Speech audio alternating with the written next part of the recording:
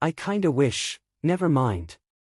With those words, Bakugo removed himself from his seat and swiftly left the kitchen. Ha!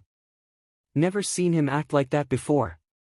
Momo sipped her tea as she watched Bakugo go. This soon left only Momo and Hitoshi alone. It wouldn't be too long before Momo herself would finish her tea. Momo washed her cup and hung it on a rack to dry. She then cast one last look towards Todoroki before turning and walking back to her dorm room. Then, it was just Todoroki and Hitoshi. How's he holding up? Hitoshi asked, breaking the prolonged silence. Todoroki looked like he was channeling energies, or something similar when he tilted his head from one side and then to the other. His eyes remained closed and he seemed like he was listening intensely to something. Not good. Todoroki finally broke the silence after a while. Really, not good. Hitoshi stood from his chair. Well, what's wrong with him? A lot. It was a noncommittal response from Todoroki that made Hitoshi a little hesitant to ask another question. Don't ask too many questions, Hitoshi. You know how people can get when you ask too many questions. Hitoshi stared at Todoroki. 3 situations played in Hitoshi's mind. He asks a question and Todoroki answers calmly, he asks a question and Todoroki just glares at him, refusing to answer, or he asks the question and Todoroki attacks him. Hitoshi shuddered at the last one. Yet, still, he was curious. Clearly, Izuku was talking to Todoroki this whole time. I could help. Hitoshi risked it. Todoroki looked at him. Hitoshi braced himself for a potential attack. Can you make katsudon? Hitoshi wasn't expecting that. Katsudon. Pork katsudon. I can. He's made pork katsudon for himself in the past as it wasn't a strong dish to make. Todoroki nodded. He would like a bowl of that, please and thank you. Yeah, sure. Hitoshi gave a confused shrug. If Izuku wanted pork katsudon, then why was asking now? Whistling softly to himself, Hitoshi got started on the rice. While the rice cooker got started, Hitoshi went for the pork in the fridge. He was breading the pork, allowing the pan to get hot, when suddenly, how do you make katsudon? Ah! Hitoshi nearly chucked a egg-soaked pork cutlet at Todoroki's face. Don't do that. Hitoshi hissed at the peppermint teenager. You scared the SHT out of me. Todoroki did something surprising. He smiled and laughed behind his hand. Sorry. Hitoshi gave a soft noise as he returned to his pork cutlets. So, you've never made it for yourself? He asked Todoroki. No, my sister cooks, and if she doesn't cook then my father's cooks will make food for us. He explained as stood next to Hitoshi. Oh, you poor thing. Hitoshi tooted his tongue in sarcasm. Todoroki gave him a playful shove. Come on, I wanna know. Todoroki sounded akin to a child when he asked this. Hitoshi had no choice but to cave. Okay. Well, when I make this I start by cooking the rice in the rice cooker. Though, when I was younger we didn't have a rice cooker. So I would have to cook the rice on the stovetop. He explained. So, since I have the rice already cooking, I'm breading the pork cutlets like so. He demonstrated. Todoroki watched him with piqued interest. Again, the only thing Hitoshi could think of was a curious kid. Hitoshi slowly breaded the pork cutlets and once they were battered he reached over and dropped the cutlet into the hot skillet. Instantly the oil sprung to life, it popped and sizzled loudly. Todoroki watched the skillet. Now, I like to clean as I go. Hitoshi informed Todoroki as he walked over to the nearby sink and started to wash the dishes he just used while the pork cutlet cooked in the skillet. Once he finished washing, he gave his hands a quick wash and walked back to Todoroki. But you don't have to. Understood, now we just wait for the pork to cook. Not entirely. I keep an eye on the pork while I start getting other things started. Hitoshi didn't know when or why he suddenly became a TV chef, but hey, it gave him something to do. Here. He reached into the fridge and threw an onion at Todoroki. "Help me cut this." "Okay." Hitoshi turned his back on Todoroki to start looking for beef stock in the pantry. "Where is it?" Hitoshi ducked and bobbed his head trying to spy the beef stock. He moved stuff around but still couldn't find it. He could hear Todoroki chopping away at the onion as he finally spied the beef stock behind a jar of peanut butter. Gotcha dash, he grabbed his prize and turned out to see Todoroki not chopping but butchering the onions. Todoroki was using a butter knife to try and cut an onion. He was using no cutting board and trying to violently saw through an onion with a butter knife. Todoroki's brow was furrowed with determination as he did this. "Todoroki, what are you doing?" Hitoshi whispered, completely stunned by what he was seeing. Todoroki straightened up immediately. "Cutting the onion." Hitoshi opened and closed his mouth several times trying to think of a nice way to approach this. He put the beef stock down on the counter and sucked a breath before whispering a little prayer for luck. He wasn't even religious. "Sweetie, haven't you helped your fellow classmates cook?" Again, Hitoshi was the newcomer to 1A, only joining in recently. "No. Bakugo takes over the kitchen, I usually get kicked out." "Okay, for starters, you're using a butter knife." "It's a knife." "Yes, for butter." Hitoshi hissed before sucking in a deep breath and calming himself. "Give me that." He snatched the knife from Todoroki and threw it into the sink. Hitoshi then opened the cutlery drawer and pulled out a chef's knife. "Okay. Look at this knife, Todoroki." Hitoshi showed him the knife. "This is the knife you want when you cut vegetables." Hitoshi handed the knife to Todoroki before coming behind his classmate. "I'm going to show you how to cut the onions.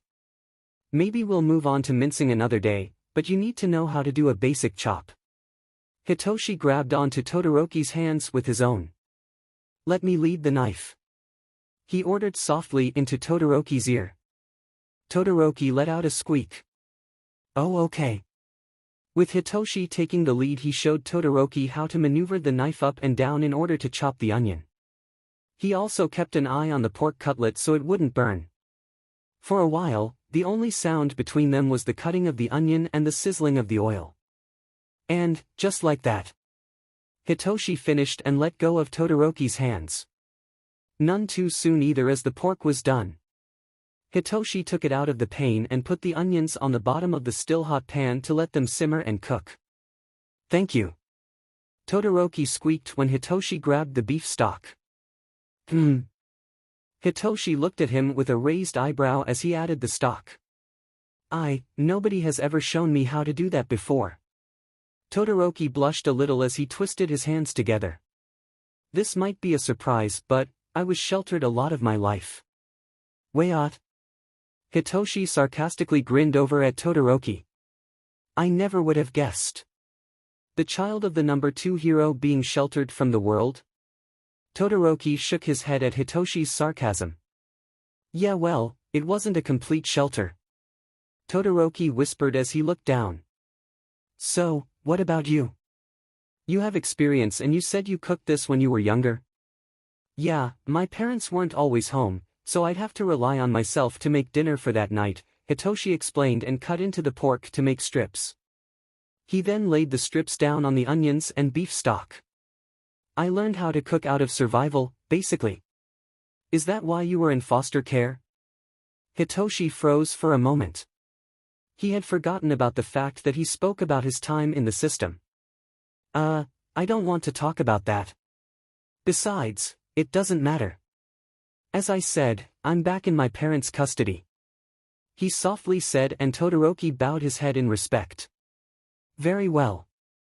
The rice finished just as the rest of the dish finished. Hitoshi and Todoroki worked together to plate the food. Voila! Pork katsudon. Hitoshi smiled at Todoroki as he handed the bowl to him.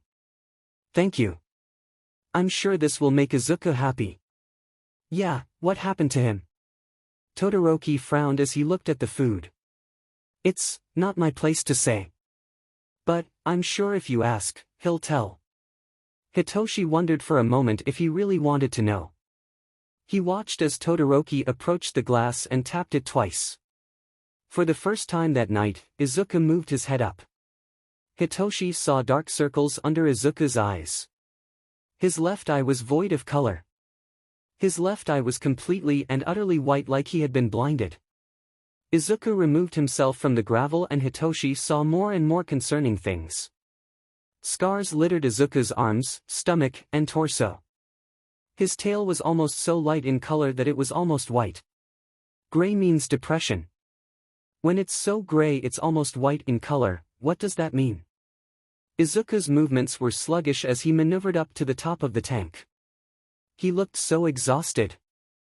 Hitoshi felt his heartstrings tug just a little when Izuku tried to grab the chopsticks, but his hands were shaking so badly he couldn't pick the sticks up. A sad left Izuku's mouth as he rested his head against the edge of the tank. He just looked so miserable. Here, Todoroki grabbed a bar stool and sat in front of the tank. He grabbed the chopsticks and hand-fed Izuku. Izuku looked hesitant at first. "Please," Todoroki whispered. Izuku didn't budge. Todoroki wasn't giving up. "You need to eat to keep your strength up." Izuku sighed and lazily opened his mouth and allowed himself to be fed. "There we go."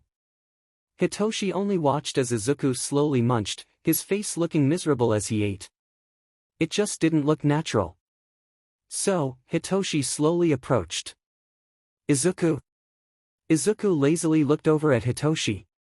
Hitoshi looked at him.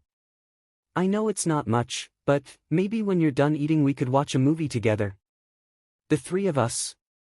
Izuku sniffed a little before giving a half-hearted shrug. It just told Hitoshi whatever. "I could go for a movie," Todoroki mumbled. "I was thinking there's that new All Might movie that just got released on Netflix." "Sure, I like All Might." Hitoshi gave his own shrug and then looked at Izuku. Izuku sleepily blinked and just opened his mouth to allow Todoroki to shovel another bit of food into his mouth. "I'll take that as a yes. Hitoshi decided. It took a while for Izuku to finish eating. His breathing sounded laborious with each bite he ate. He just looked tired as mentioned before. Hitoshi looked at the scars on Izuku's body. All the scars were inflamed and red and in various stages of healing. He didn't have these when he was taken, so he told Hitoshi that this was the Hero Public Safety Commission's doing. When they were done, Izuku just allowed himself to slowly slink to the bottom of the tank. He didn't even bother covering himself with the gravel.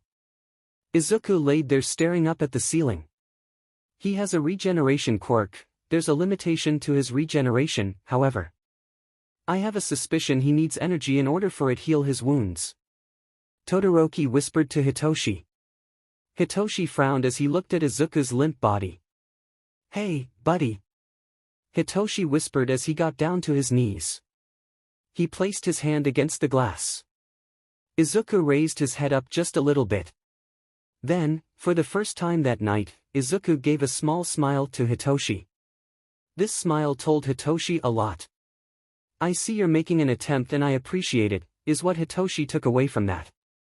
Izuku then looked away from Hitoshi and faced the ceiling once more. "Come on, let's leave him be. Let's give him a few hours for the food to digest." Todoroki urged as he grabbed Hitoshi's sleeve. Hitoshi gave a nod. "Okay. We'll come back later to watch that movie, okay, Izuku?" Izuku didn't respond. Still, like earlier, Hitoshi decided to take that as a yes. He was going to help Izuku get past this. He and Todoroki both. "How are you feeling?" Shoyuta asked as he sat by Izuku's tank. It was late, nearly midnight now. Izuku poked his head up from the gravel. Shoyuta inwardly cringed when he saw the blinded eye. Izuku narrowed both of his eyes before turning away from Shoyuta very purposely. "Ah," was the only noise Shoyuta could say. "I see, then let me say, I'm sorry." Izuku looked back at Shoyuta with narrowed eyes before turning away again. "You're pissed, I get it. Trust me, neither Yagi nor I wanted this.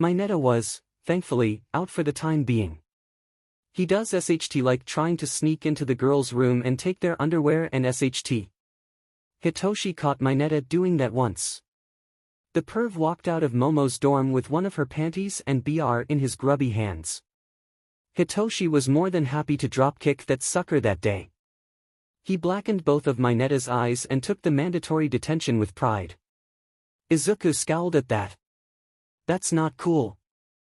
Like an angry mother, he put his hands on his hips. Has anybody complained? We all have. Even Kaminari, who is Mineta's friend by the way, but Mineta's dad is a hotshot hero.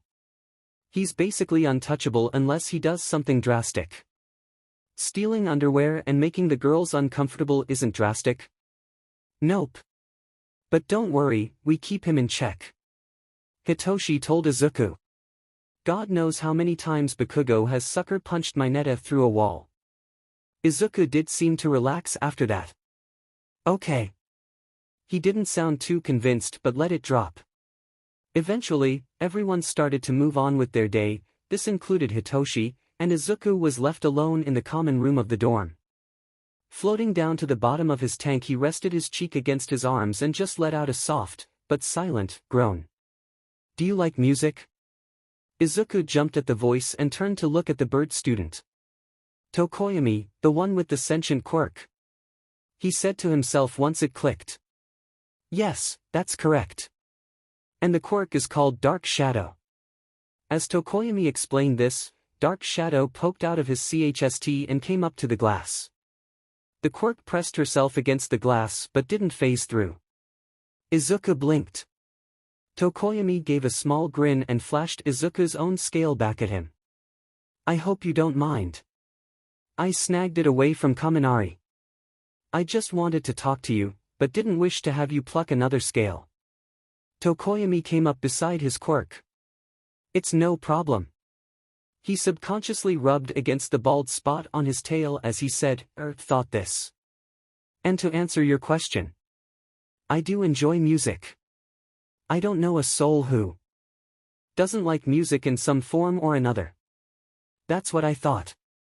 Well, I figured it can't be much fun being cooped up down here and not having music, or even the TV, to entertain you. Heavens only knows that I would have gone crazy long ago. How do you do it? Izuku shrugged. I sleep, a lot. But sometimes I count the gravel. That wasn't a lie, sadly. He's counted over 10,000 pieces of gravel before he lost count and had to start over. How sad. Dark Shadow. Tokoyami lightly tapped his fist against Dark Shadow's skull.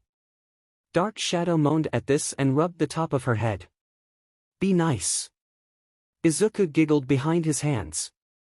It's okay, I understand. He told both Tokoyami and Dark Shadow. It's sad, and lonely, but I did this to myself. I never should have gone to a villain begging for a quirk. I have only myself to blame. Tokoyami nodded to Izuku's. I still sense much regret when you talk in your aura. I can't imagine what you're going through. Tokoyami changed the subject as he looked at Izuku. Then, Tokoyami fished through his pockets. And so, I've taken it upon myself to help you, at least a little. Then he pulled out a speaker from his pocket as well as an old-looking cell phone. Izuku recognized the speaker. It was the type that was completely waterproof. The type people would put on their boats, or in the shower. My aunt bought me this speaker for my birthday. I have no use for it as I already have a speaker I enjoy. It's waterproof. And this is my old cell phone from a couple of years back. It's not waterproof, but it can pair with the speaker. I figured I could put the speaker in your tank and let you browse through YouTube for some much-needed entertainment. I can't accept this dash. These were Tokoyami's things and Izuku didn't want Tokoyami to give up his stuff so Izuku could be entertained. I insist. Seriously? Yeah. Besides, it's better than counting gravel every night. Dark Shadow chirped as she phased through the tank to look Izuku directly in the face. Dark Shadow, the only being to ever get this close to Izuku. Right?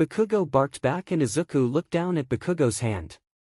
The hand that held a scale. Dunce face, lend it to me. He huffed and pulled up a chair. We need to talk, Deku. Izuku felt the familiar pull of a pout play on his lip. I have nothing to say, Kaken. He turned away from his old friend. I call bullshit. Izuku looked away from Bakugo. Seriously? URG. Bakugo rolled his eyes before giving his head a shake. Fine, then I'll start. The blonde gave a loud and painful-sounding sigh. I can't believe you're making me do this, I'm sorry. Izuku blinked. He then slowly turned to look at Bakugo. What? I'm sorry. I realize that, I might have been a reason you went running to look for a quirk. Bakugo gave a groan and scratched at his chin. You see, coming here, to UA, I realized. Aldera was a CRP school and UA doesn't put up with my bullshit. What Aldera had me do, all the praise, and those shitty teachers practically encouraging me to use my quirk on you or any other weakling was, well, shitty. Bakugo sneered as he turned away from Izuku. The thing is, Deku, when they told me about you, when they showed me what you've become, I realized that I had a hand in creating this. He gestured to all of Izuku. Izuku just couldn't believe what he was hearing. Kaken apologizing. I never thought I'd see the day. He felt more than shocked. Almost shell-shocked. Still, he knew he needed to put Bakugo's worries to rest. It was never your fault. Kaken, my choices were mine and mine alone. I went to the villain. I begged them for a quirk. I willingly gave them my body. I gave them my life. You didn't make me do anything. Everything I did because it was what I wanted to do. Bakugo's eyes softened just a smidge. Izuku saw it. Relief.